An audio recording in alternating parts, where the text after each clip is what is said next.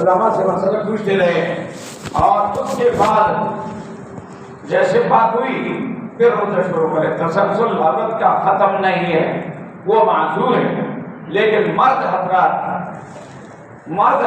جو ہے وہ تسلسل کے ساتھ روزے رکھیں گے، اس کے لیے کوئی عذر نہیں ہے اور وہ ایک روزہ بھی چھوڑ دے. اس کا مطلب یہ ہے کہ ایک روزہ کھانا یہ خلاف ورزی ہے، اللہ کو پسند نہیں ہے. روزہ کو نہیں چھوڑنا ہے، بلا عذر نہیں چھوڑنا ہے. الٹی آ گئی، فلان ہو گیا، سر پہ درد تھا، یہ عذر ہی نہیں چلے گی. فرض ہے،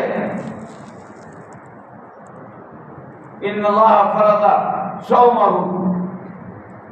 اللہ تعالیٰ نے روزہ کو فرض کیا ہے اور رات کے نوافل. وسن رسول اللہ صلی اللہ علیہ وسلم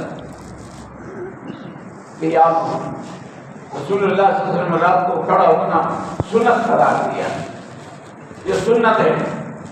تراویح کی نماز میں کھڑا ہونا، تہجد کے لیے جانا، تراویح کی نماز تو سنت ہے، یہ تو پڑھنا چاہیے، اس کو نہیں چھوڑنا چاہیے. البتہ تہجد کی نماز انفرادی عمل ہے، رات کو انفرادی خود البتہ اپنے گھر والوں کے سامنے، خاندان کے سامنے پڑھے تاکہ ان کے لیے بھی یہ عبرت ہو اور ان کے لیے بھی یہ ترغیب ہو. اس لیے نوافل کا اہتمام گھروں میں کیا جائے. فرمایا گھروں سے قبرستان مت بناؤ، اس لیے گھروں میں نوافل پڑھو، نہ گھروں کے اندر سنتی پڑھو، سنتی پڑھ کے آ جاؤ، اور تاکہ وہاں عورتوں اور بچوں کے لیے بھی یہ ترغیب ہو. اور دوسرا یہ کہ سنت جو ہے گھروں میں پڑھ گے تو وہاں برکات آئے گی.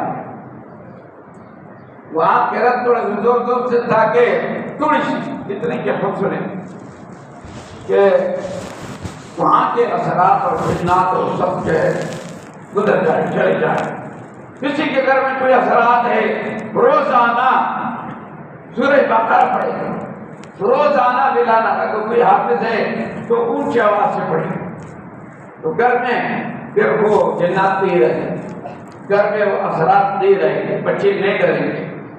سمجھو کوئی اثرات ہے، بچے رو رہے ہیں یا کچھ اثر ہے تو مرد حضرات بھی زور سے پڑھے اور عورتیں بھی زور سے پڑھے. سورہ بقرہ روزانہ پڑھیں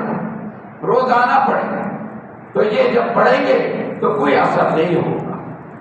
نوافل پڑھیں گے، گھر میں عبادت کریں گے، بچے قرآن پڑھیں گے تو گھر صاف ہوں گے، کوئی اثر نہیں ہوگا، نہ جادو کا اثر ہوگا نہ جن کا اثر ہوگا. یہ سارے اثرات ختم ہو جاتے ہیں. عزیز مسلمان، آخری دو صورتیں جو ہے 3 مرتبہ پڑھ کے آپ ادھر ادھر گھوم کے سورہ یہ کیا ہے وہ آیت الکرسی پڑھ کے 3 مرتبہ گھوم کے گھر کے کونے کونے میں پھونکے اور وہاں چمکائے، پانی کم کر کے روموں میں اس کے کونے میں چمکائے. کوئی اثر نہیں رہے گا. مسلسل یہ عمل کرو، مسلسل تسلسل کے ساتھ کرو. جنات بھاگ جائیں گے، اثر نہیں رہے گا. نیک جنات ہو تو وہاں وہ نیکی کریں گے، اچھا عمل کریں گے، تلاوت کریں گے، لیکن خبیث جنات پاک ہے. اعوذ باللہ من الخبث والخبائث جو باتھ روم میں جاتے ہوئے پڑھتے، اس لیے سنت ہے تاکہ ہم اندر کبھی جن بھی نہ ہو اور اندر گندگی بھی نہ ہو. باتھ روم کو صاف رکھا جائے. گندگی کی جگہ پہ جن یہ خبیث جمع ہو جاتے ہیں، شیاطین. اور پھر کیا کرتے ہیں؟ رسول اللہ صلی اللہ علیہ وسلم نے فرمایا تم جب اپنے آپ کو برہنہ کرو تو اس کے بعد شرمگاہ کو برہنہ کرنے کے بعد جلد فارغ ہو تاکہ یہ شیاطین کھیلے نہ تو انسان کے شرمگاہ کے ساتھ کھیلے. اس لیے وہاں بیٹھے بس اعوذ باللہ پڑھ لیا تو فارغ ہو گئے. فارغ ہونے کے بعد فوری نکلو، نکلتے ہوئے وقت آپ نیچے اتر جاؤ اور باتھ روم سے باہر آ جاؤ اور پھر آپ پڑھیں الحمدللہ الذی اذھب عنی الأذى وعافاني. تعریف ہے اس ذات کے لیے جس نے میرے سے گندگی ہٹا دی. وعافانی مجھے عافیت میں رکھا. اگر یہ بند ہو جاتا پیشاب بند ہو جاتا اور یا پورے براز یا بخانہ بند ہو جاتا میرا کیا بنتا؟ مجھے اسپتالوں میں ذلیل ہونا پڑتا. میری بے عزتی ہوتی اور لوگ جو ہے ڈاکٹر پھر وہ مجبوراً وہ واپس گئے کیا کرتے چیک اپ نہیں وہ جو اندر جو ہے پھر وہ ڈالتے ہیں ایک دوائی ہے تو دوائی ڈالتے ہیں اور پاخانے کی جگہ پر اور 3 منٹ میں پھر وہ خالی ہو جاتا ہے.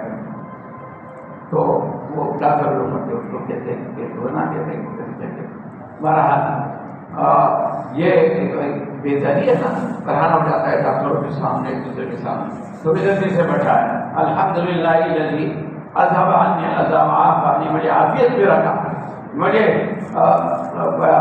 برہنہ ہونے سے بےزتی سے بھی عافیت میں رکھا اور شیاطین کے شرارتوں سے بھی اللہ عافیت میں رکھے. جی اس کی پڑھا جاتا ہے. پڑھ لیا کرو سنت کے مطابق پڑھ لیا کرو. حدیث دوستوں روزہ بہت اللہ کے محبوب عمل ہے.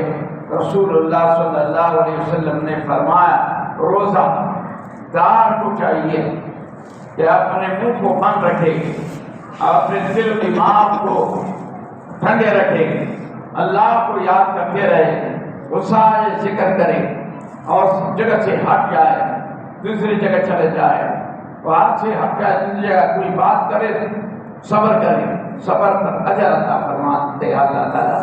اور روزہ دار کا اتنا احترام کرے جیسے آپ روزے کا احترام کریں. روزہ دار نے اللہ کے حکم پر عمل کیا. روزہ دار نے اللہ کے حکم پر عمل کیا. اس دین کے اوپر عمل کرنے کی وجہ سے مسلمان کی عزت کرے ایک دوسرے کی عزت کرے اور وہ پھر آپ کا عزت کرے گا. وہ بھی کہا کہ یہ مسلمان ہے ماشاء اللہ. بے دین آپس میں لڑتے دیندار آپس میں نہیں لڑتے. کام کاج کرتے ہوئے صبر سے کام لیا. ان اللہ مع الصابرین. اللہ صبر کرنے والوں کے ساتھ بہت صبر کرو. ایک گالی دینے سے تمام اپنے روزے کا اثر ختم کیا آپ نے. اس لیے بالکل گالی نہ دیں. اور یہ تو منافقین کی علامت ہے.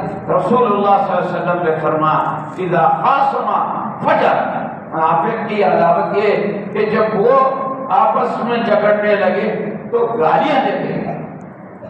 وہ عزت تو مینا خان اور جب اس کے پاس امانت رکھی جائے اس کے اندر خیانت کرتے. اور فرمایا کہ وہ اذا وعد اخلف. جب وعدہ کرے کسی سے تو وعدے خلاف بھی کرے گی. اس میں خلاف کرے وعدہ پورا نہ کرے امانت صحیح رکھے. اور جب معمولی کلجنے لگے تو گالیاں دینے لگے. گالیاں دے بالکل صبر کرے. اعوذ باللہ کے قرآن سے اٹھ جائے دوسری جگہ چلے جائے. بالکل گریز کرے بڑے کی چھوٹے کی. اور ہم جیسے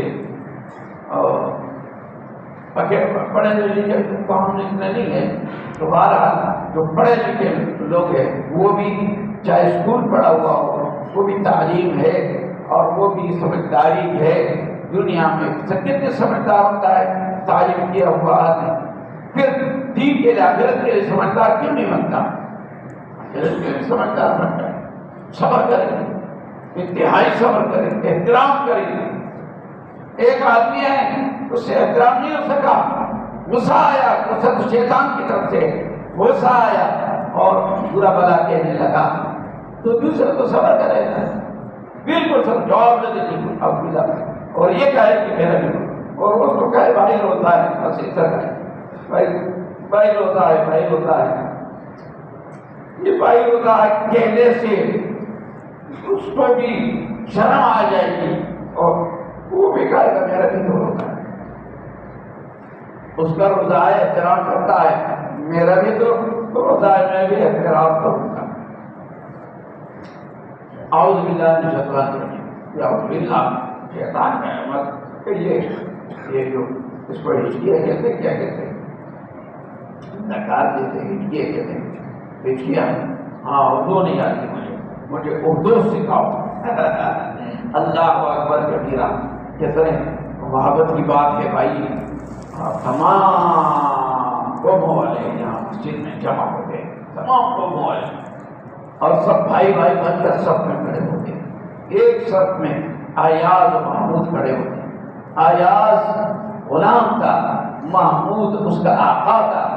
فرمایا ایک ہی صف میں محمود ایاز کھڑے ہو کر اللہ کے سامنے کھڑے ہوتے ہیں، بھائیو، غلام، آقا، خوانین اور سردار اور بادشاہ اور عام آدمی، یہ سب ایک صف میں کھڑے ہو کر اتحاد اتفاق کا ثبوت دے اور لڑنا جھگڑنا چھوڑ دے، کیونکہ قیامت کے دن اس کا جواب دینا پڑے۔ ہر آدمی، ہر مسلمان دوسرے مسلمان کا احترام کرے گا تو احترام پائے گا، احترام نہیں کرے گا تو احترام پائے گا کیا؟